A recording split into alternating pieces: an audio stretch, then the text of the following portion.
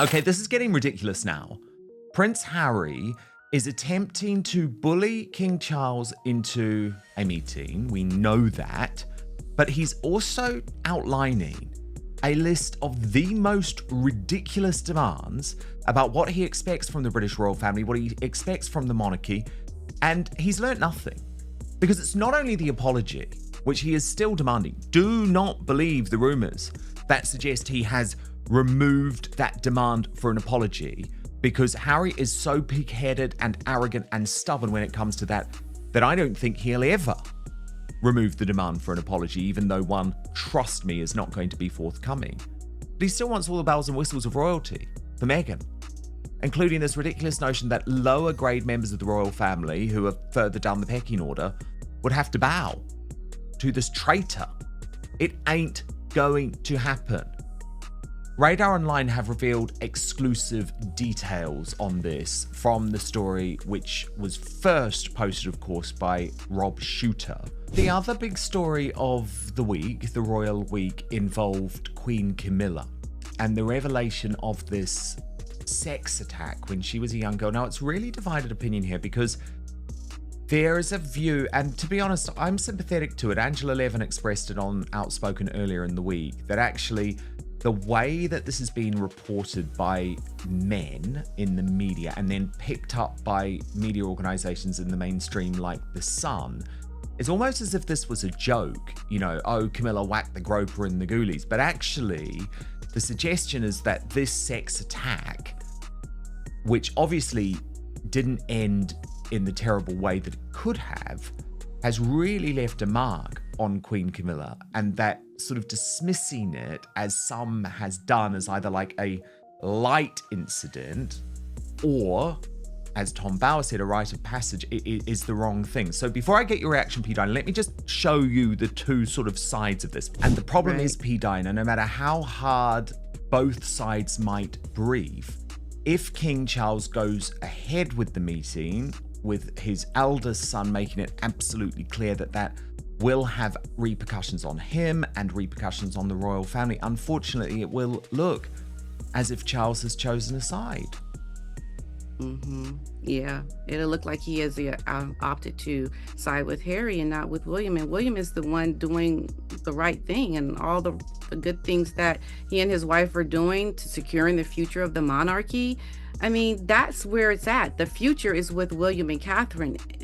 The lead should be followed by what is the future, not what could destroy the monarchy, right? Like, Harry is a son, and what he has done should not play into the work of the monarchy. It should play into your role as a father, but it shouldn't cross over into the things that the other people, the people of the country, are behind. Because Harry's demands center on three pivotal issues: comprehensive security measures, stringent press control, and a controversial requirement for how the royal family treats Meghan Markle. The source disclosed that Harry is adamant that full security for himself, Meghan, and their children while in the UK must be funded by the King, ensuring they feel safe during any potential visits. Now, that would make sense in the fact that the government has obviously won the court battle, so it would have to be privately funded. Now, the insider explains Harry doesn't want another trip where he feels unprotected and exposed. He wants ironclad guarantees, not vague promises. Security and privacy are non-negotiable. However, it is the demand regarding Meghan that draws both contentious and speculative reactions. Harry has stated that he wishes for Meghan to be treated with the honorific HRH, including customary bows and curtsies from family members despite her stepping down from royal duties. As one source said, Harry insists Meghan must be treated as HRH. That means family members must show her the formal respect of bows and curtsies. For William, that is a hard no. But P. Diner, come on, there is this bid to rewrite royal history at the moment, P. Diner. I find it quite irresponsible, actually. Much of it coming from the Daily Mail, actually, who, and we've discussed this a lot, are at war at the moment with William and Catherine, and are trying to appeal to Harry and Meghan. But I thought this was so crude. So crude. So this was on the day or the anniversary of Princess Diana's death. they post Princess Diana's last conversation with William before she died was about their shared concern that he was overshadowing Harry, royal author claims. So I thought, okay, there must be something new here, but there's not. So no wonder our friend Jose, the royal rogue, just posted, "Oh, F off," because he could immediately see what they were doing. So let me show you the article, because it really is mind-blowing. So there's the headline. Princess Diana's last conversation with William before she died was about their shared concern that he was overshadowing Harry. I mean, the audacity. You should be coming back saying, we'll prove, if we prove ourselves, if we show how we really have come around to want to do better, could this possibly happen with the HRH? Like, your humility, you need humility. Okay, this shows you don't have it by making this demand alone. It's ridiculous. And no, it's not going to happen, because we have to remember, Dan, the late Queen, the Queen Elizabeth, she did not allow Wallis Simpson to get the HRH, despite the,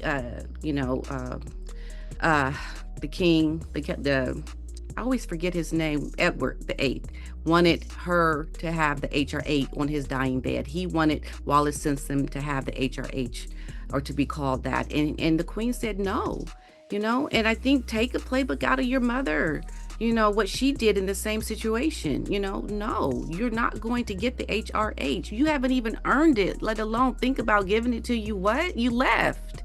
It's ridiculous. So I don't know what's going to happen. Because, I mean, if you look at these pictures from Balmoral in August 1997, I will never forget these, P. Diana. I will never forget these, because they sort of go down in history as the last time that the world saw William and Harry before being gripped by grief. And it was a very, very famous photo call, this, because you have to think about the context of the time. Diana had taken the children on holiday to Saint-Tropez, and this was almost Charles showing, well, yes, but here they are with me as royals at Balmoral. And you can see that in all of these photos, Harry is absolutely front and center. He's always said he didn't like this, so it just isn't even true. It's just not even a true interpretation. No, it's not. And I can't imagine that Harry would be the kind of person that, I mean, even at that time, he seemed very happy. I think, P. Diana, from the royal rundown, suggesting that if Harry is making, they say, my guess, Harry is absolutely making a Diana doc, and his uncle is in on it. Now, we're not talking about Prince Andrew. We're not talking about Prince Edward.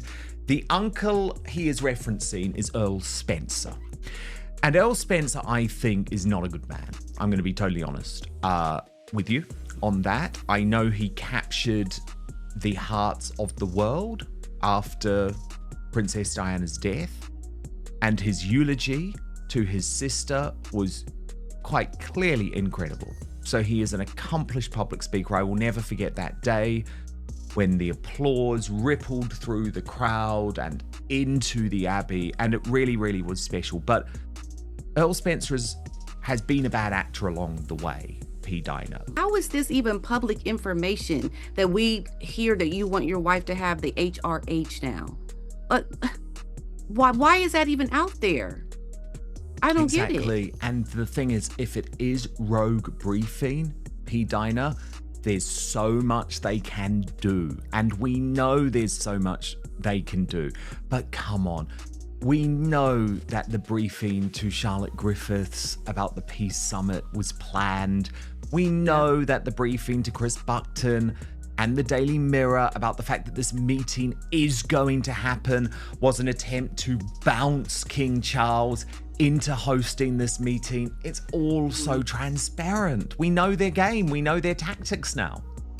That's what Meghan is known for. That's what she does. Even around the naming of the children with their titles that she put out on social media to have, the names be known that they're now Prince and Princess now. That's what Meghan does. It's not just a royal family feud anymore. It's a full-blown ultimatum. Prince Harry isn't crawling back to the palace with humility or remorse. He's walking in with a checklist of demands that's so outrageous, even the Queen's corgis would raise an eyebrow. At the top of the list, that the British royal family must bow. Yes, bow to Meghan Markle. You heard that right. Not metaphorically, not politely. He reportedly wants actual curtsies. From William, from Camilla, from the very people Meghan and Harry publicly insulted, distanced themselves from, and abandoned during the darkest years of the monarchy's recent history. According to RadarOnline and Rob Shuter's scoop, insiders were left stunned by what's being described as Harry's non-negotiables for any face-to-face reunion with King Charles. But this isn't just about family therapy and hurt feelings.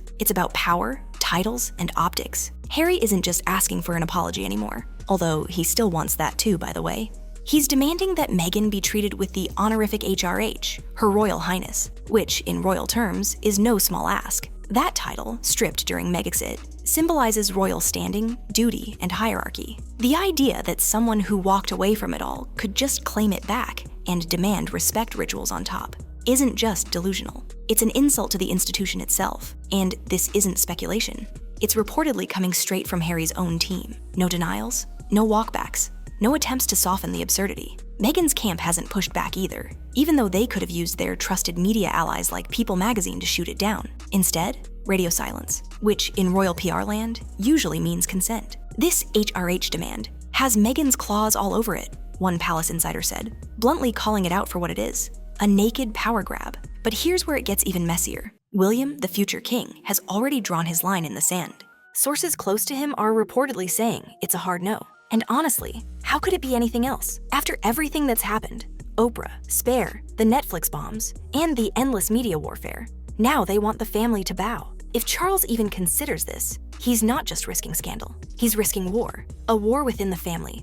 A war with public opinion. A war against tradition. This isn't just about Meghan and Harry anymore. It's about the monarchy's survival instinct. Because granting even one of these demands opens the floodgates to a precedent that could collapse the whole system. It sends a signal that you can walk away from royal duty, profit from it, insult your own blood publicly, and still come back demanding the spoils of a crown you discarded. And yet, some insiders say Charles is actually considering it, that he might, out of love, out of guilt, or out of fear, give in. But if he does, the fallout will be devastating. Because what Harry's doing now isn't a reconciliation attempt, it's a hostile negotiation. And if the palace opens that door even a crack, these two will blow it off its hinges. And what happens next will shake Buckingham Palace to its core. But this was only the beginning. Forget everything you think you know about the so-called Peace Summit. This wasn't about healing wounds or mending broken family ties. No, this was a setup, a perfectly timed, strategically leaked PR ambush designed to force King Charles into a corner. Behind the scenes, the Sussex machine was already in motion, and every headline was a chess move in a game King Charles wasn't even allowed to concede. First came the leak to the Mail on Sunday, a calculated move to float the idea that a father-son reconciliation was imminent. Sources suddenly claimed that a heartfelt reunion was being planned. Then, just as public curiosity peaked, another bombshell dropped, this time from the Daily Mirror, reporting that a face-to-face meeting between Charles and Harry was definitely going to happen during the king's summer break at Balmoral. But insiders close to the palace were quick to call it out. This wasn't a royal briefing. This was a pressure tactic, a way to make it appear that the king had already agreed to a summit, regardless of his actual intentions. It was an old Montecito trick. Leak the meeting, get the public talking, and trap the royal institution into playing along. Because if Charles didn't go through with it, he'd be labeled heartless. And if he did, well, he'd be walking into a trap that had already been baited. Think about the timing. These leaks didn't happen in isolation. They were dropped like breadcrumbs, leading straight to the narrative Harry and Meghan wanted. Harry, the concerned son, just wants to check on his aging father. It's all about love, no strings attached. Except there were strings, a whole web of them. Behind the media spin was a stark reality. Harry had already issued his demands: security, press control, HRH status for Meghan. None of it screamed family reunion. It screamed terms and conditions. And what's even more telling? There was zero pushback from Team Sussex. No clarification. No effort to correct the narrative. They could have easily fed a denial to People magazine, their favorite mouthpiece. But instead, silence. That silence was deafening. And to royal watchers, it was confirmation. This wasn't just another gossip cycle. This was the Sussex strategy unfolding in real time. Palace insiders were furious. As one source put it, if you open the door even a tiny crack, they'll kick it wide open and demand the crown jewels. And that's exactly what this peace summit was shaping up to be.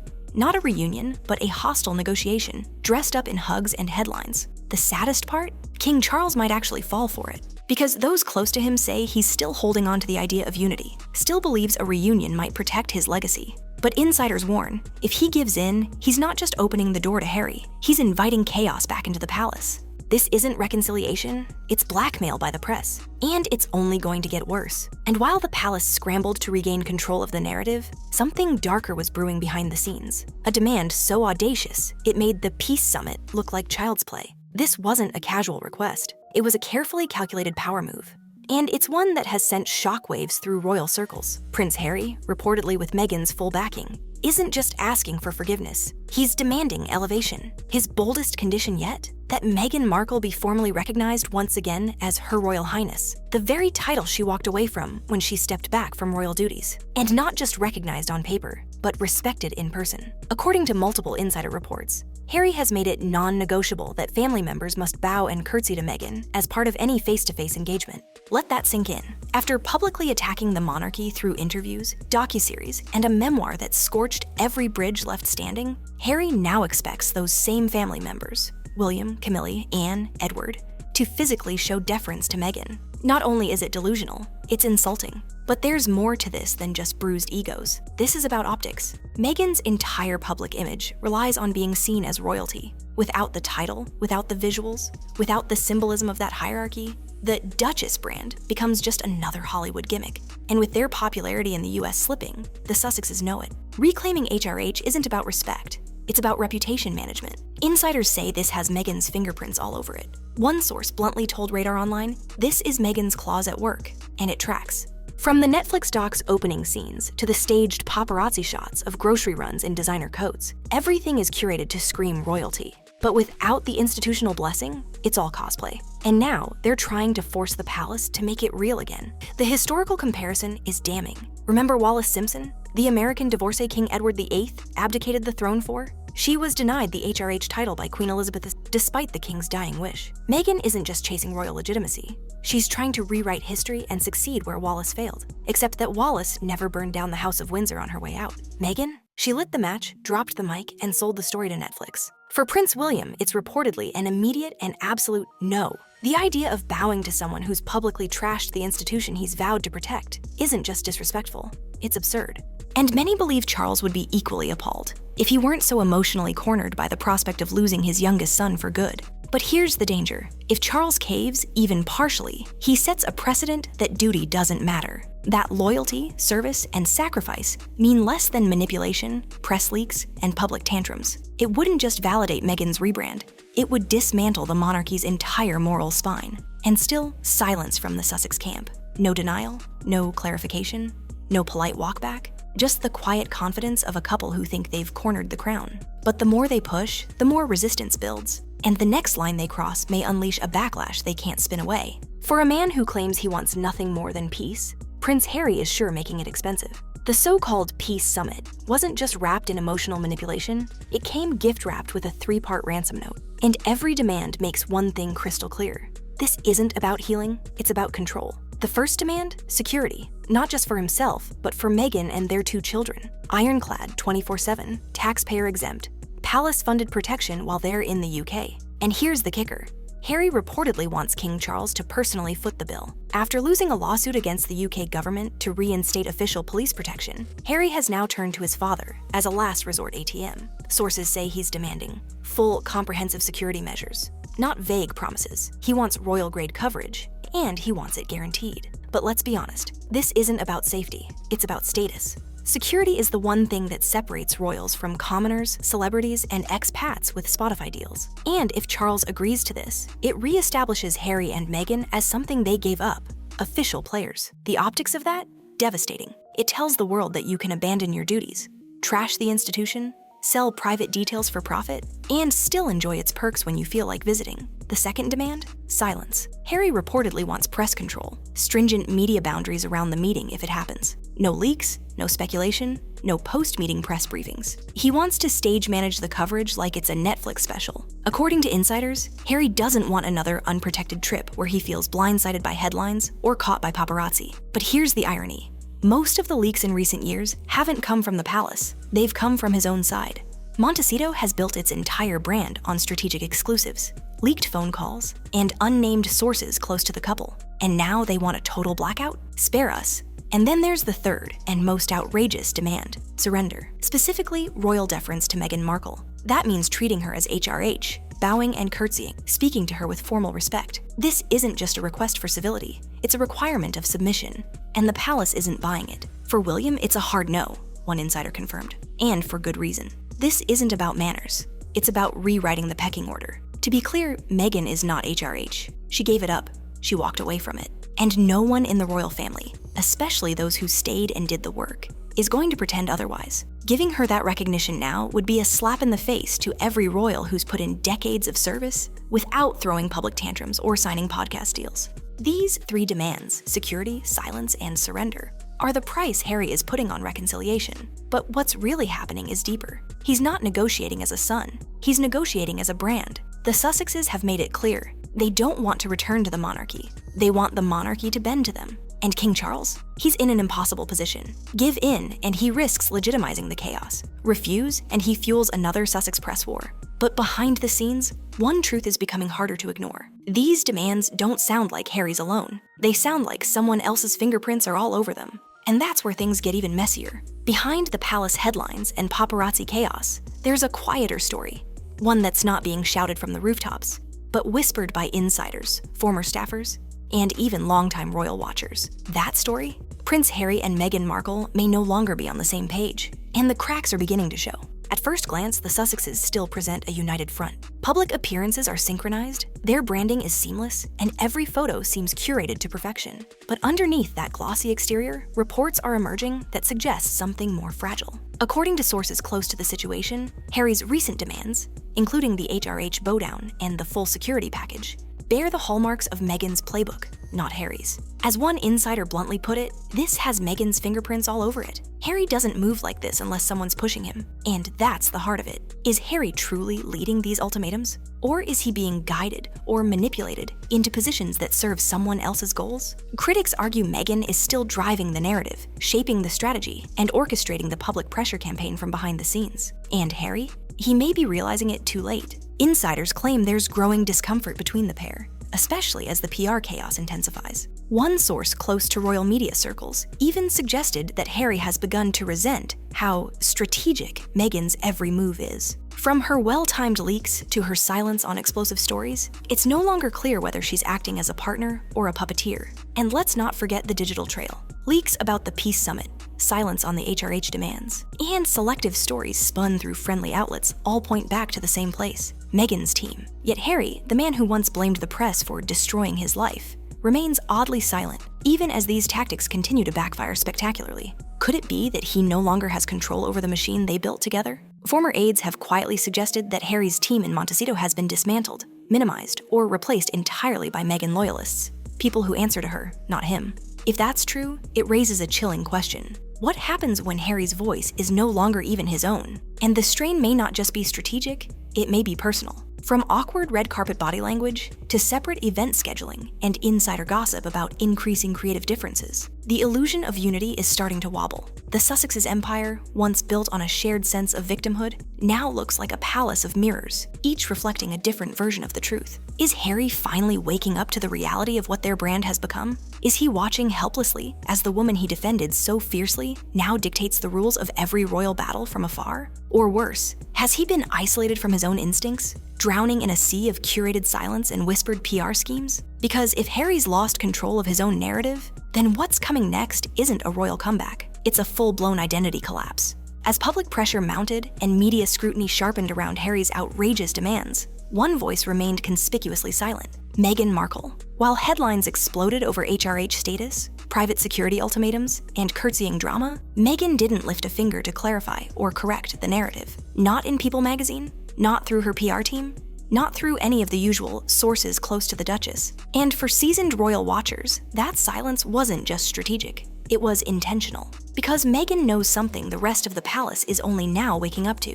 Silence is power, when you control the narrative from behind the scenes. Let others shout, argue, and spiral in the press. Meghan's weapon of choice isn't confrontation. It's carefully timed emotion, soft focus stories, intimate mom moments, glimpses of realness served with just enough vulnerability to reset the public mood. And that's exactly what she attempted with Archie's breakfast story.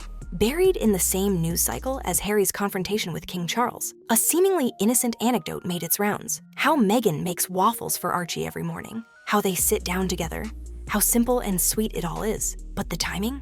Suspicious? And the source? Even more so. It was quietly leaked through a friendly US outlet, known for printing flattering, fluff-filled Markle content. Coincidence? Unlikely. This was a classic damage control maneuver, one that Meghan's team has used before. When backlash builds around controversial moves, like title grabs, brand deals, or royal insults, a soft parenting story appears. Suddenly, Meghan isn't the mastermind behind a press war. She's just a loving mom making breakfast. But critics immediately picked it apart. If Archie's daily breakfast is such a sacred ritual, why mention it during a media firestorm involving royal demands and leaked negotiations? Why not correct the damaging headlines instead? Because it wasn't about the breakfast, it was about the optics. Meghan's team understands that audiences, especially in the US, respond to emotional dissonance. They'll overlook power plays if they're distracted by a story of motherhood and pancakes. But it backfired. Again, people didn't buy it. Social media lit up with accusations of weaponized motherhood, calling it yet another PR distraction designed to humanize Meghan without addressing the real story, that she's actively pushing for royal treatment she rejected years ago. Even loyal fans began questioning the timing. And that's the dangerous part, because when even the soft stories start to feel fake, the whole narrative begins to collapse. Behind the scenes, palace officials reportedly rolled their eyes at the waffle leak.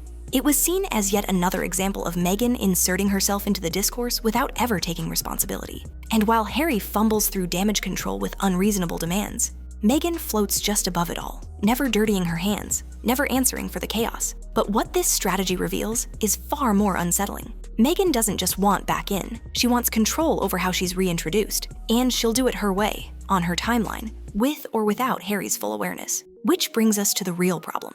If Meghan is calling the PR shots, and Harry is simply delivering the ultimatums, who's actually leading the Sussex operation anymore? Is this a joint mission? Or has Meghan turned it into a one-woman campaign for royal rebranding, using motherhood and silence as her shield? Because if Meghan's playing chess while the palace plays checkers, then her next move could blow up everything, again. And this time, the collateral damage might hit Harry's most sacred legacy. While the world remained fixated on Prince Harry's explosive demands and Meghan's silent maneuvers, a different kind of royal headline quietly slipped into the news cycle. One that didn't involve leaks, negotiations, or Netflix deals. It involved Queen Camilla and a deeply personal trauma that had, until now, been kept in the shadows. At first, it barely registered, a passing anecdote, a curious mention, a flash of attention in Valentine Lowe's book that few expected to spark any major discussion. But then the truth came out. When Camilla was just a teenager, 16 or 17 years old, she was sexually assaulted by a man on a train. A groper, a predator, targeting a young girl traveling alone. The story resurfaced after being shared by Camilla herself in a private conversation with Boris Johnson during his time as mayor of London. Her response to the attack? Calm, calculated, powerful. She took off her shoe and whacked the man in the groin with her heel. The predator was arrested shortly after. On the surface, it sounds like a tale of resilience. A young woman defending herself and making sure her attacker faced justice. But as the media began picking up the story, especially male commentators in the British press, the tone quickly shifted. What should have been treated with gravity became tabloid punchline material. One commentator framed it as a rite of passage for young women in that era. Others laughed about Camilla's shoe-swinging strength. Even royal biographer Tom Bower downplayed the severity of it on GB News, suggesting that Camilla was very flirtatious in her youth and had a huge social life, as if that somehow explained or justified what happened. The backlash was immediate and justified.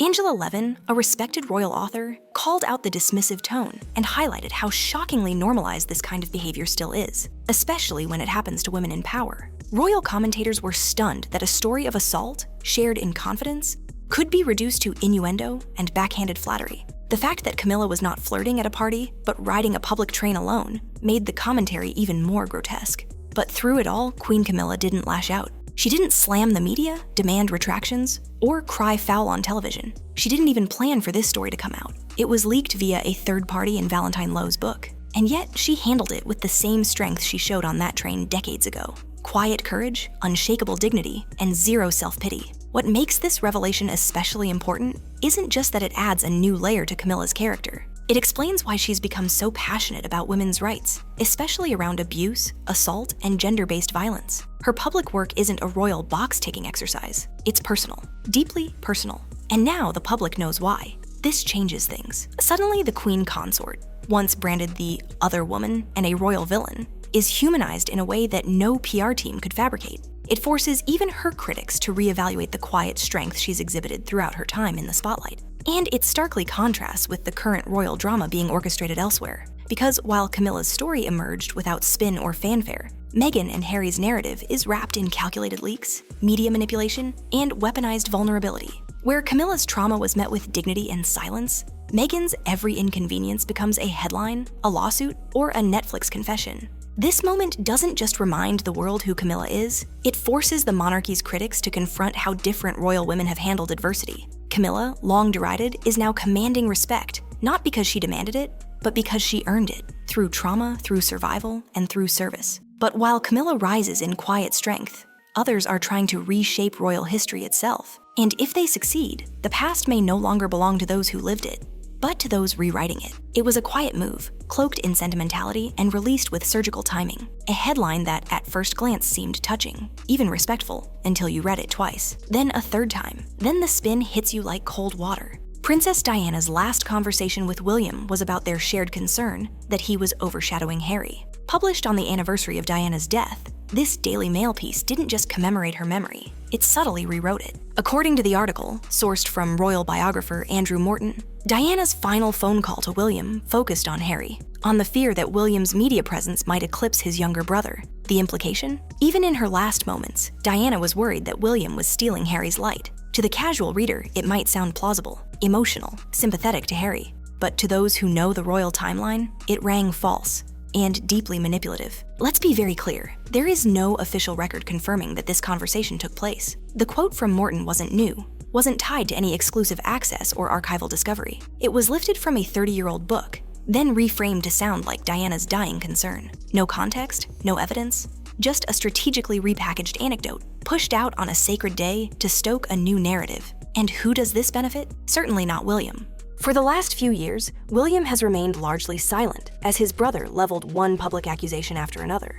From the Oprah interview to the Netflix series to Spare. While Harry described fights, emotional neglect, and tension over titles, William said nothing, not a word. And now, even Diana's memory is being twisted to cast him as the aggressor. The subtext is chilling. Diana, the people's princess, wasn't concerned with the heir, but the spare. And William, the golden boy, was unintentionally or perhaps willfully eclipsing his brother. The narrative flips everything on its head. Suddenly, Harry is the overlooked son, emotionally neglected, justified in everything he's done since Megxit. And William? Cold, calculating. The villain in a story that never ends. But here's where it completely falls apart. In August 1997, weeks before Diana's death, both princes were photographed at Balmoral with their father, Prince Charles. These were some of the last public images ever taken of the two boys together before tragedy struck. And in those photos, Harry wasn't in the background. He wasn't sidelined. He was standing front and center, often in focus.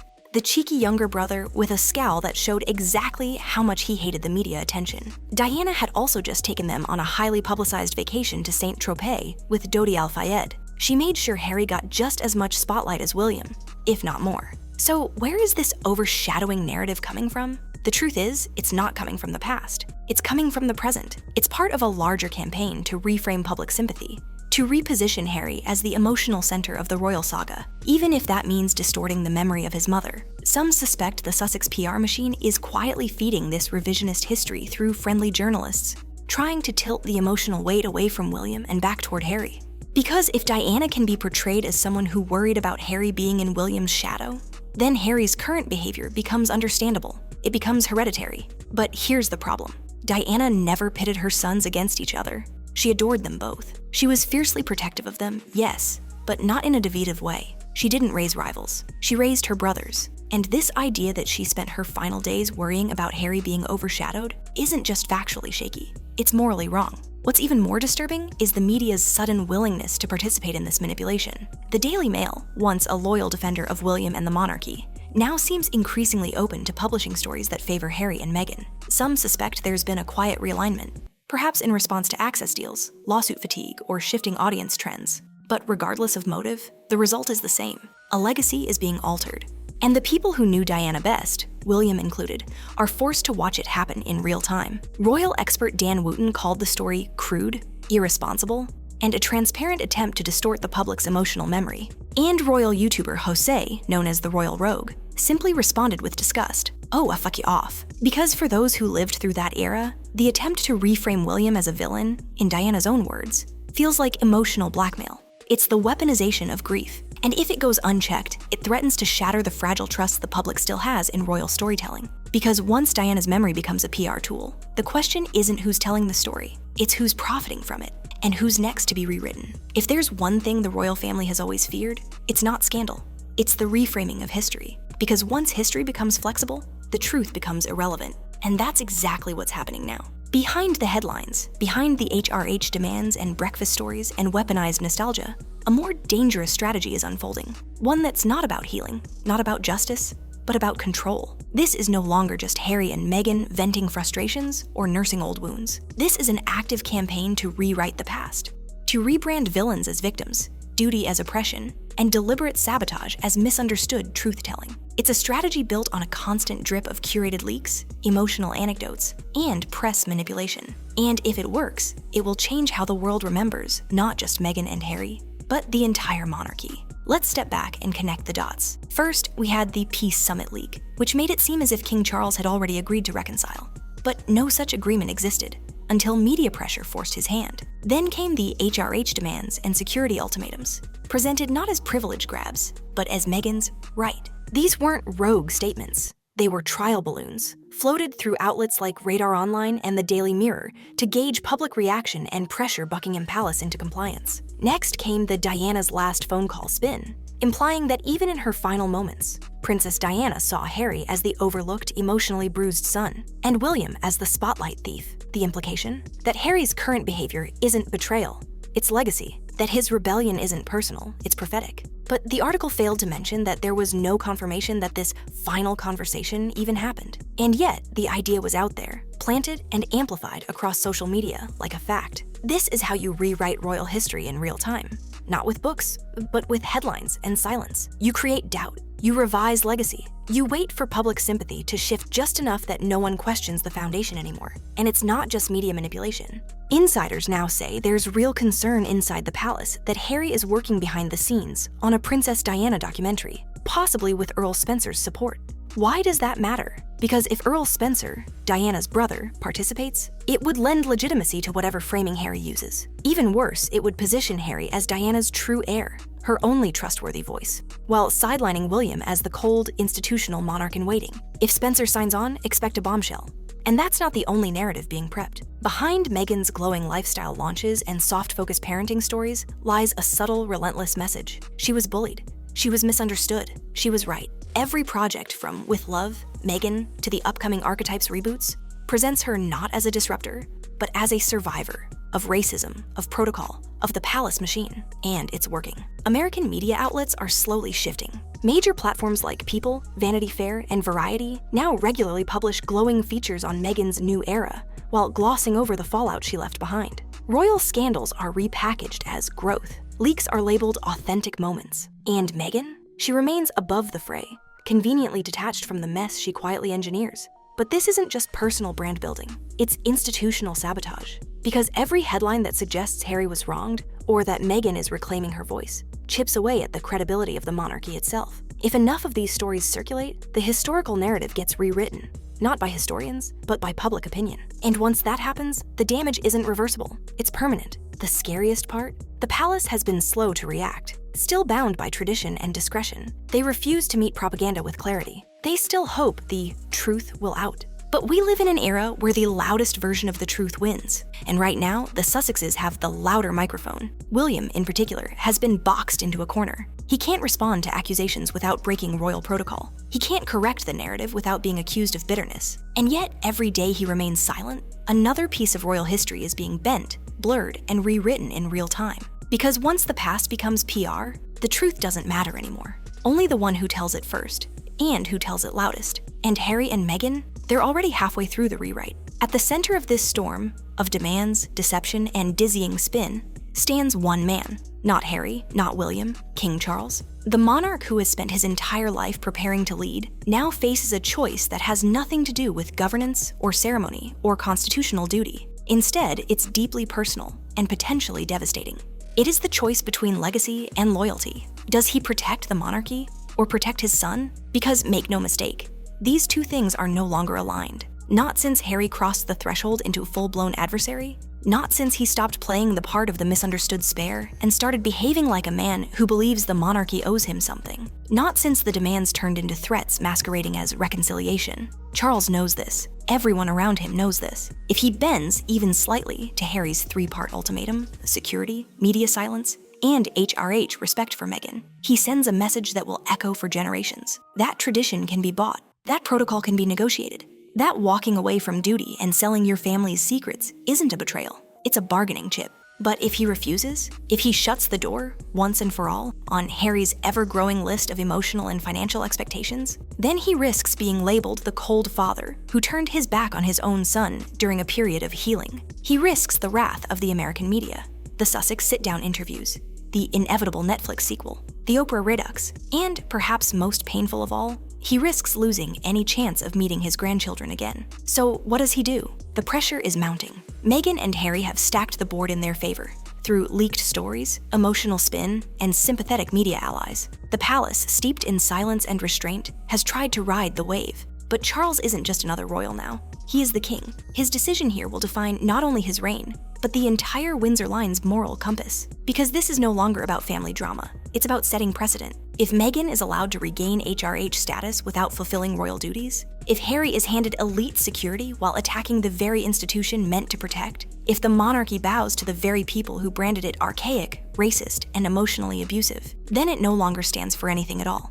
And William knows it. He sees the long game. That's why he's reportedly furious, not just at the idea of a meeting, but at the implications of it. William has been the constant, the quiet, the loyal. He has walked the line his entire life, knowing full well the weight he will one day carry. If his father undermines that duty now, if he empowers the brother who tried to burn it all down, it will undercut the very foundation of his future rule.